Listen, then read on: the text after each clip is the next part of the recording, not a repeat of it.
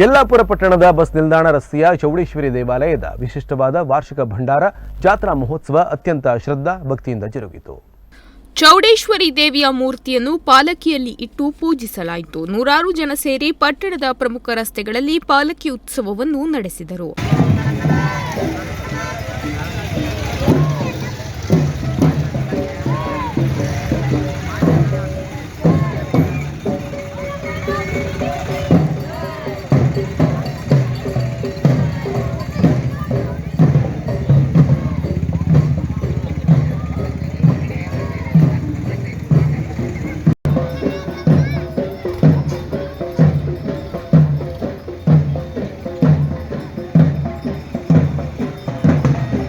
ಯುವಕರು, ಯುವತಿಯರು, ಹಿರಿಯರು ಪಾಲಕಿ ಉತ್ಸವದಲ್ಲಿ ಪಾಲ್ಗೊಂಡು ದೇವಿಯನ್ನ ಆರಾಧಿಸಿದರು.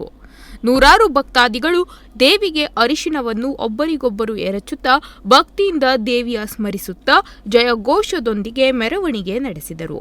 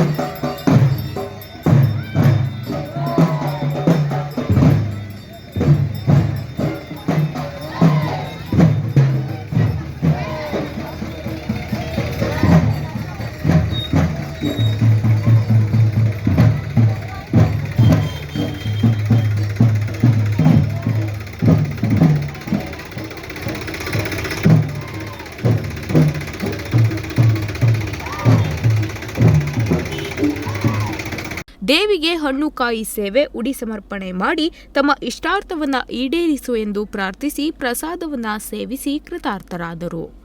GN Bhat Tattigadde, Nudisiri news, Yellapur.